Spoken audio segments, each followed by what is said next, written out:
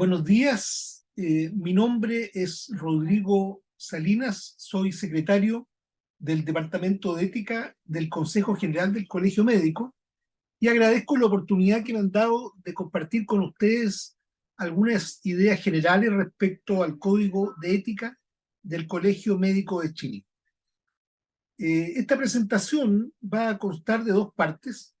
Una parte en que vamos a abordar de modo general aspectos relacionados con la ética médica que muchos de ustedes conocen, pero simplemente para colocar en un contexto el código de ética de nuestro colegio médico y el lugar donde ustedes pueden descargarlo para después continuar profundizando sobre esta materia. En primer lugar, mi declaración de conflicto de intereses. Me desempeño como médico clínico en el Servicio de Neurología del Hospital del Salvador y como académico de la Facultad de Medicina de la Universidad de Chile. No trabajo en el sector privado de salud ni recibo transferencias de valor de la industria farmacéutica ni de dispositivos médicos. Y ejerzo como secretario del Departamento de Ética del Consejo General del Colegio Médico y como miembro del Tribunal Nacional de Ética. Y de ahí la razón por la cual me han solicitado que haga esta breve presentación sobre el código de ética actualmente vigente.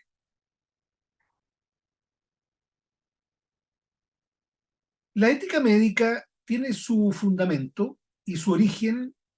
hace ya 25 siglos,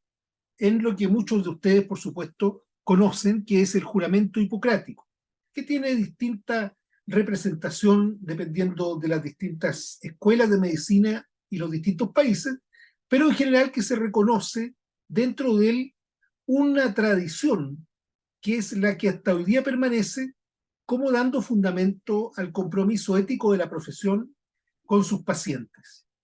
Y este compromiso ético tiene un eje conductor que es el que se mantiene hasta hoy, porque muchos aspectos del juramento hipocrático, que es el documento que nosotros mantenemos y rescatamos hasta hoy de la escuela hipocrática, han ido cambiando con los años, pero hay un eje conductor que se mantiene hasta hoy día, y que es el compromiso de la profesión médica con el beneficio de los enfermos como el único interés que debe guiar el acto médico. Y así, dependiendo de la traducción, dice el juramento lo siguiente: llevaré adelante ese régimen, el cual, de acuerdo con mi poder y discernimiento, será en beneficio de los enfermos y les apartará del perjuicio y del error. Y este es el eje de la ética médica que finalmente gobierna el ejercicio de la profesión y que nuevamente se reflota en el siglo XVIII, cuando el médico inglés Thomas Percival redacta este texto que lleva por nombre Ética Médica y que es el primero que utiliza esa expresión, al mismo tiempo que utiliza la expresión código de ética, o bien, como dice acá el frontispicio de su texto, código de instituciones y preceptos adaptados a la conducta profesional de los médicos y de los cirujanos. Y a Thomas Percival le debemos la primera sistematización de estas normas éticas que se transmiten a través de un código que adopta la profesión y que en los distintos países donde ésta se ejerce y se ha regulado oficialmente ha tenido algún grado de traducción y representación. De ese modo, esta tradición de Thomas Percival, donde primero es recogida con la redacción de un código formal, es en los Estados Unidos de Norteamérica, donde el año 1847 se redacta por parte de la Asociación Médica Americana un código de ética médica, expresión que, como vimos, se la debemos a Thomas Percival y que se ha venido actualizando con el tiempo, y tenemos una de las últimas ediciones, hay una más reciente, esta es la del año 2014 y 2015, la portada del Código de Ética Médica de la Asociación Médica Americana. Todos estos códigos han rescatado este eje central, que es de resguardar como interés primario de la profesión médica el bienestar del paciente. Y es ese el eje de la profesión y del profesionalismo médico. Y este eje ha sido reconocido como paradigma de las profesiones. Y así fue reconocido por Elliot Friedson, un distinguido sociólogo, profesor de sociología, fundador de muchas ramas de la sociología y particularmente de la sociología de las profesiones. Y es así como Friedson señala que las profesiones son ocupaciones que tienen una particularidad que los distingue. Y esa particularidad es que los miembros de esta ocupación tienen privilegios especiales, como por ejemplo la exclusividad de su ejercicio. La exclusividad del ejercicio significa que la sociedad le entrega a quienes ejercen esta profesión una exclusividad en hacerse llamar a sí mismo parte de esa profesión. Por ejemplo, nadie puede hacerse llamar médico y ejercer como médico sin estar validado profesionalmente por sus pares. Y en nuestro país, así como en otros, incluso constituye un delito el ejercicio ilegal de la profesión médica. ¿Y a qué se debe esto que es tan potente como para transformar en delito que alguien diga ser médico sin haber sido validado por sus pares? Se debe a que el médico es digno de confianza y es considerado como tal por la sociedad. Y esto a partir de una competencia técnica especial que ha desarrollado. Pero además de esa competencia técnica, por una característica ética que lo distingue, y es que el médico antepondrá el interés del paciente ante otros intereses. Por eso, frente a una situación de menoscabo que generalmente es la que el paciente presenta cuando es un ser sufriente frente al médico, debe tener la confianza que la decisión y el consejo del médico va a tener presente solo su mejor interés al momento de ser formulada. Y esta misma característica es en la que permite que los médicos nos autorregulemos en el bien de la comunidad, particularmente en los aspectos éticos que rigen nuestra profesión. Y son esos aspectos éticos los que son recogidos en los códigos de ética y en las cartas de profesionalismo. Por ejemplo, esta que se llama Carta del Profesionalismo Médico para el Nuevo Milenio, que fue redactado por el American Board of Internal Medicine junto a una serie de otras instituciones de gran prestigio norteamericanas y europeas para presentar una actualización de los conceptos y de las características que distinguen al profesionalismo médico a portas del siglo XXI y del nuevo milenio. El Colegio Médico de Chile ha hecho propia esta carta y está incluida en el libro que nosotros tenemos a disposición de todos quienes están colegiados y ejercen la profesión médica en nuestro país. En esta carta del profesionalismo para el nuevo milenio, que fue publicada simultáneamente en revistas de gran prestigio como los Annals of Internal Medicine o el Lancet en el Reino Unido, se señala que el profesionalismo es la base del contrato de la medicina con la sociedad y que este concepto exige colocar el interés del paciente por encima de los del médico, estableciendo y manteniendo estándares de competencia e integridad y proveyendo de asesoría experta a la sociedad en materia de salud. Como ustedes ven, es la tradición hipocrática que se mantiene desde hace 25 siglos y cuyo eje conductor es la primacía del interés del paciente por encima de cualquier otro interés al momento de prestar nuestros servicios a quien los requiere. Y ese aspecto es el que está cautelado en sus distintas facetas en los códigos de ética que, como señalábamos recién, tienen una tradición de haber reflotado en el siglo XVIII, haberse traducido en códigos como el de 1847 de la Asociación Médica Americana y haberse traducido finalmente también en códigos como el de nuestro propio país. Y es así como en nuestro código de ética, cuya portada está reproducida en esta diapositiva, se recoge esta carta del profesionalismo médico traducida al castellano, donde se hace un énfasis en que en este contrato no escrito que existe entre el médico y la sociedad, es esencial la confianza pública en el médico. Y esta confianza depende tanto de la integridad de los médicos individualmente como de la profesión como un todo. O sea, es responsabilidad nuestra no solo actuar de acuerdo a los cánones que ordenan la profesión, sino también cuidar que todos los otros profesionales lo hagan, porque eso resguarda la confianza de la población y, por tanto, este contrato que existe entre nosotros y la sociedad, que si bien no está escrito, es el que funda el ethos de la profesión médica. El documento al que hago alusión, que es este texto del Código de Ética del Colegio Médico de Chile, que contiene nuestro propio código, más la Carta del Profesionalismo al que hacía alusión recién, y otros documentos de gran valor,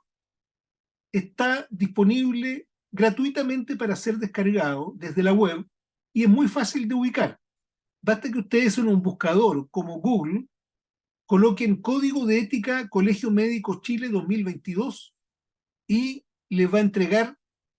como primer resultado el Código de Ética actualizado. Si ustedes pinchan donde dice Código de Ética, va a descargar este documento en PDF,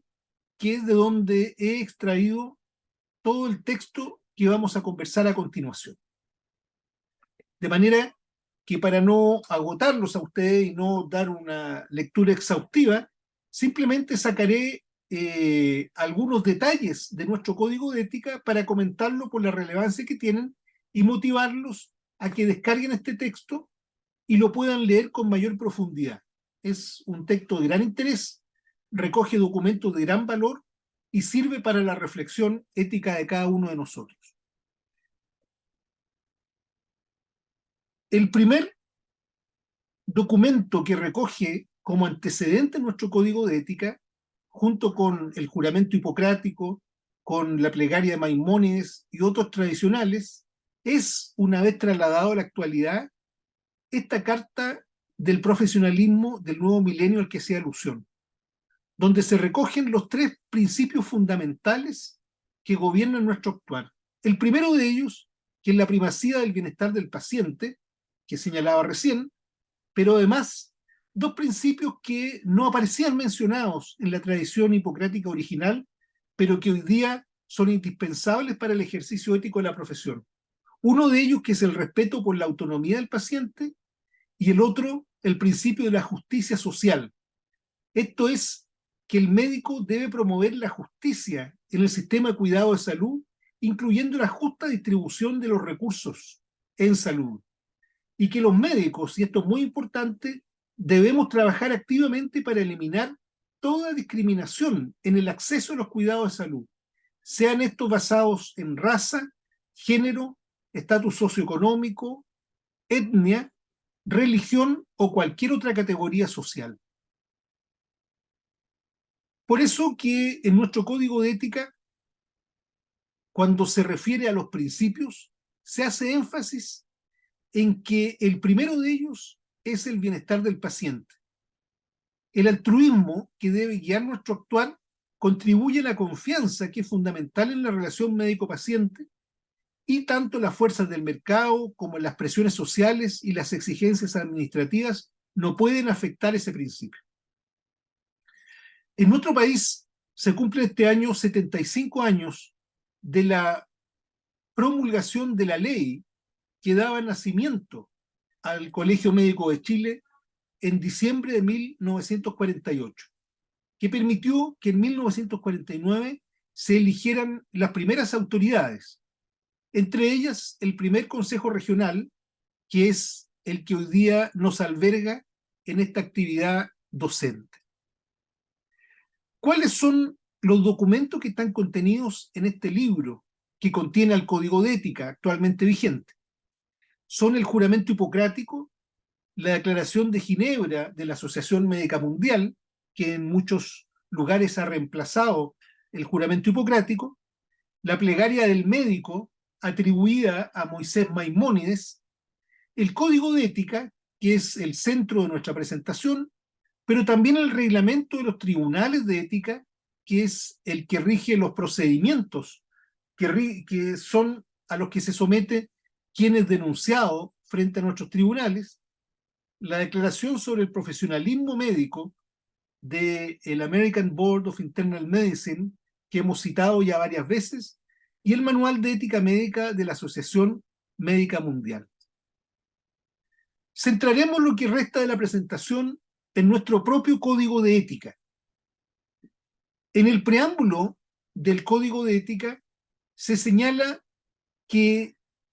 este es el conjunto de preceptos de carácter moral que regula la conducta de los colegiados en el ejercicio de la profesión, inspirados en principios y valores éticos reconocidos universalmente. Este es un resumen con el que se parte, a manera de preámbulo, el conjunto de preceptos que rigen desde la mirada ética nuestra profesión. Se señala también en el preámbulo que el respeto a la vida y a la persona humana son fundamentos básicos en el ejercicio profesional de los médicos. Los principios éticos que gobiernan sus actos los obligan a defender al ser humano ante el dolor, el sufrimiento y la muerte prematura evitable, sin discriminaciones de ninguna índole. Y acá se recoge ese principio de justicia social,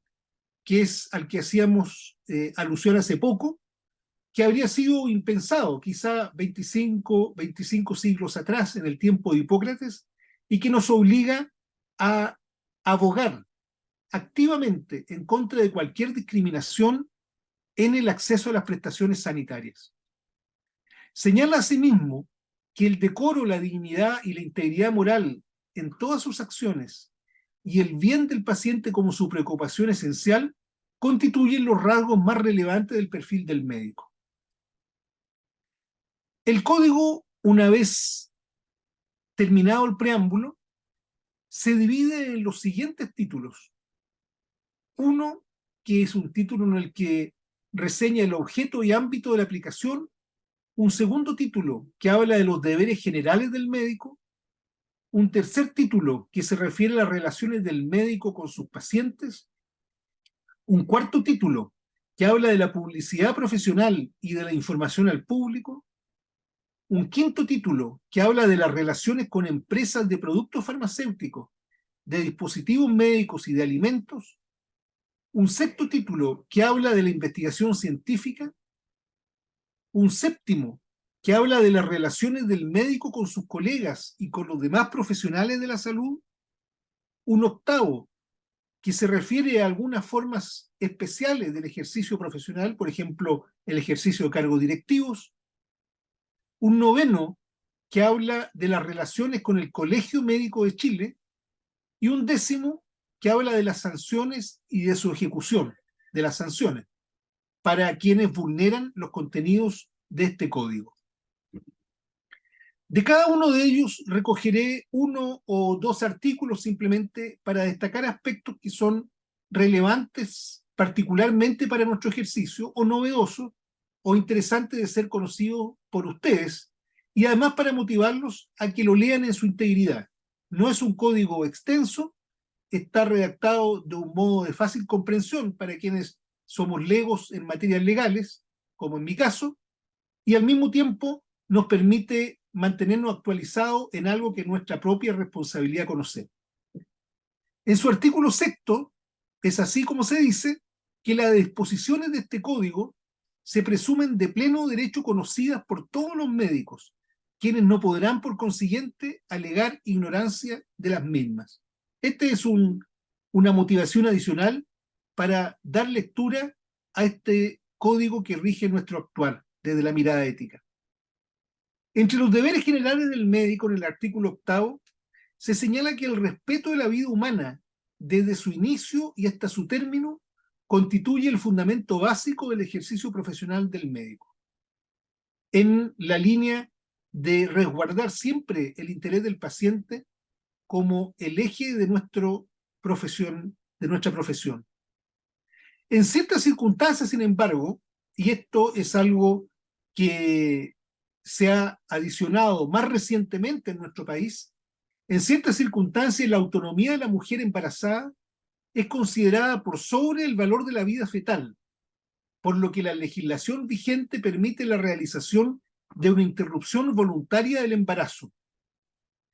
En estos casos, el médico podrá practicarla sin perjuicio de su derecho para excusarse de intervenir, invocando la objeción de conciencia en la forma que el ordenamiento jurídico y este código determinen. En el título segundo, entre los deberes generales del médico, en su artículo 9, se indica que el médico no podrá realizar acciones cuyo objetivo directo sea poner fin a la vida de un paciente bajo consideración alguna. Es decir, el artículo anterior, que originalmente no admitía excepción, finalmente fue modificado para permitir la participación del médico en acciones que son conducentes a la interrupción voluntaria del embarazo,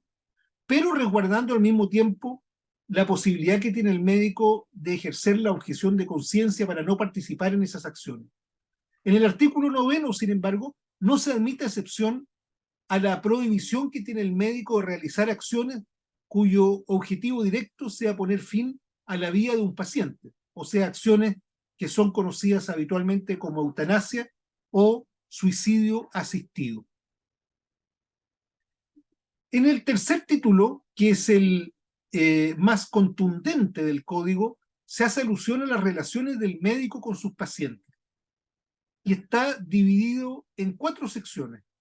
reglas generales de comportamiento, información y consentimiento, secreto profesional y honorarios profesionales.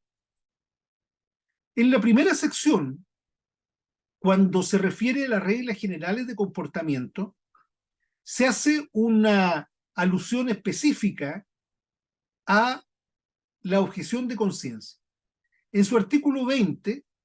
el médico a quien se solicitaren prestaciones que vayan en contra de su conciencia o de su convencimiento clínico, se lee, podrá negarse a intervenir. En estas circunstancias, sin embargo, procurará que otro colega continúe asistiendo al paciente, salvo que ello produjere graves e inmediatos daños para la salud del enfermo. O sea, se reconoce este derecho que tiene el médico a ser objetor de conciencia, pero que para ejercer ese derecho debe al mismo tiempo procurar que otro colega preste la asistencia que él por razones de conciencia no ha estado en condiciones de entregar. En la segunda sección, cuando se habla de información y consentimiento, en su artículo 25, se hace énfasis en que toda atención médica deberá contar con el consentimiento del paciente. O sea, hay una especial relevancia del principio de autonomía del individuo, de autonomía del paciente,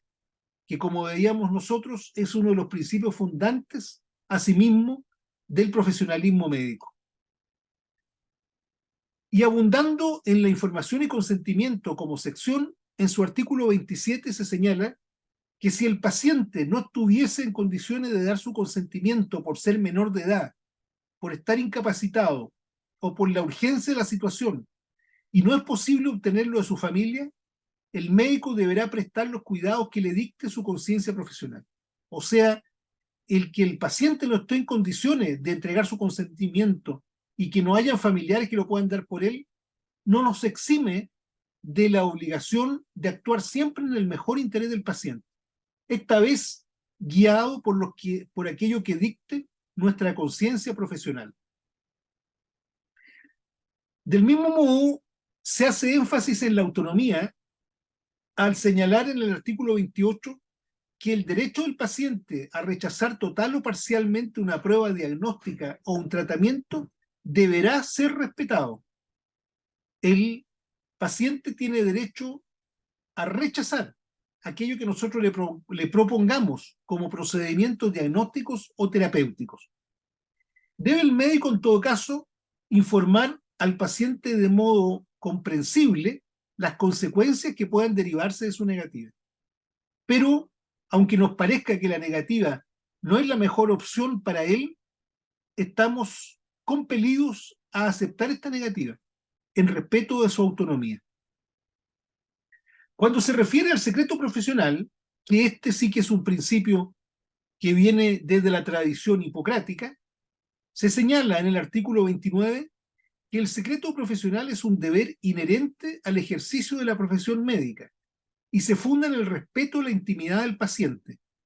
quien devela información personal en la medida que ésta es útil para el tratamiento de su enfermedad. O sea, al nosotros estar garantizando la confidencialidad de aquello que se nos comunique en el acto médico, en la relación médico-paciente, estamos actuando en beneficio del propio paciente, pues permitimos que él entregue antecedentes que son valiosos para estructurar nuestro juicio clínico y para permitir ofrecerle la mejor opción para la recuperación de su salud o la prevención de la enfermedad. Sin embargo, excepcionalmente y después de una debida deliberación, el médico podrá develar información sobre su paciente en los siguientes casos. O sea, si bien la confidencialidad y el secreto profesional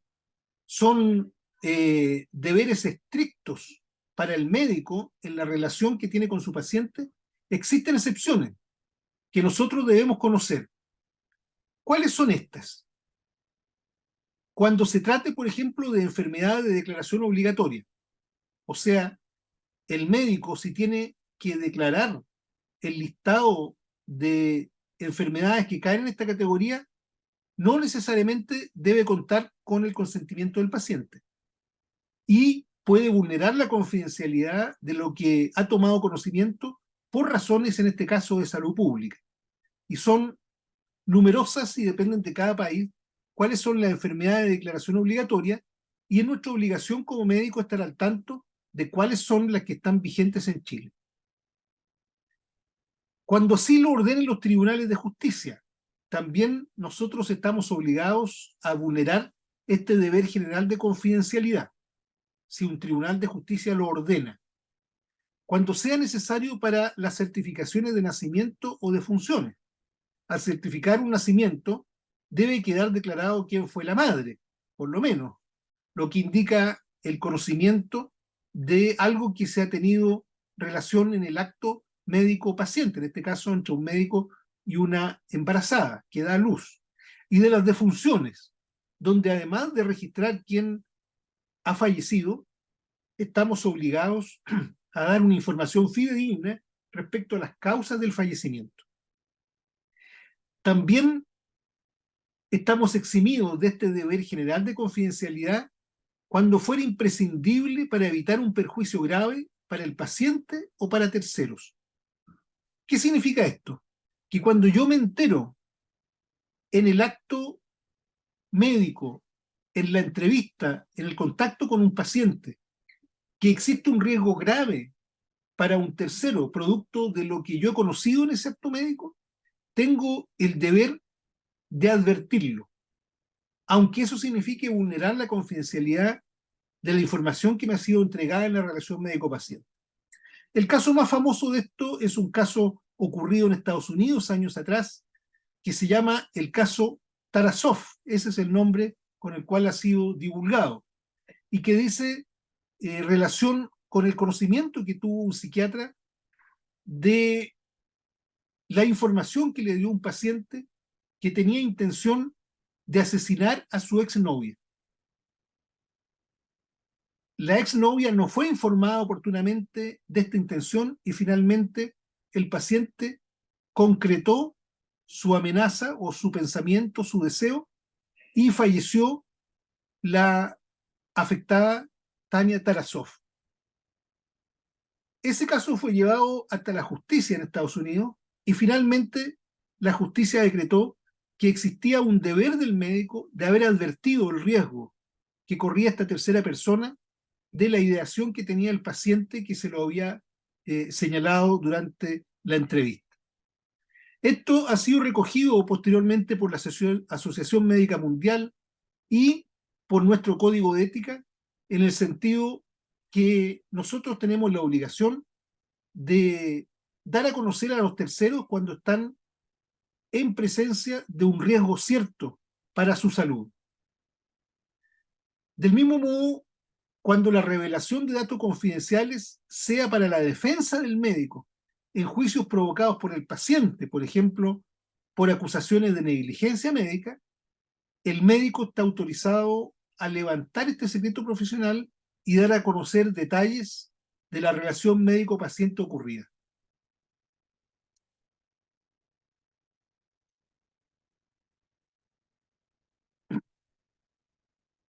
En el artículo 10 se hace alusión a las sanciones y a la ejecución de las mismas. Cuando alguien falta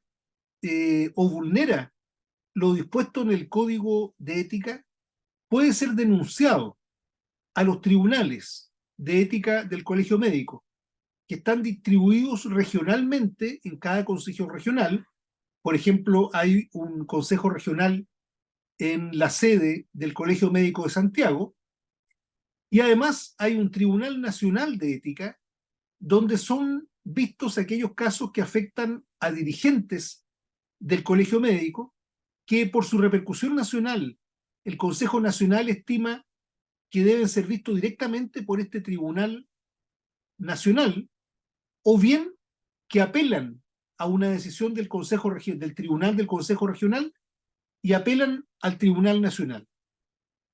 De manera que hay una estructura de tribunales al interior del Colegio Médico que permite evaluar aquellas denuncias que son realizadas por faltas a los deberes éticos de los profesionales médicos afiliados a nuestro colegio y que además tienen sanciones asociadas cuando son encontrados culpables. Y las sanciones por las contravenciones de las normas de ética profesional son amonestación, censura, multa, suspensión de la calidad de asociado, inhabilitación para desempeñar cargos gremiales y, la más grave de todas, expulsión del Colegio Médico de Chile. De todas estas sanciones, todas ellas son con publicidad, excepto la amonestación. Tanto la censura, la multa, la suspensión, la inhabilitación para desempeñar cargos gremiales como la expulsión tienen publicidad y son dadas a conocer en la revista Vida Médica y en el sitio web del Colegio Médico. Hago alusión también en esta presentación a la Declaración de Lisboa de la Asociación Médica Mundial, que fue adoptada en el año 1981 en la 34ª Asamblea de la Asociación Médica Mundial y que fue revisado el 2005 y reafirmado el 2015. Y en el primero de los principios del derecho a la atención médica de buena calidad, en la letra C, se enfatiza que el paciente siempre debe ser tratado respetando sus mejores intereses. El tratamiento aplicado debe ser conforme a los principios médicos generalmente aprobados. Entonces, para terminar la presentación, entroncamos que este eje que viene desde la tradición hipocrática hasta nuestros días gira y se estructura en torno a la responsabilidad como médicos que tenemos por los mejores intereses del paciente y el deber de velar por su bienestar. El código médico está al servicio de ese principio. Muchas gracias.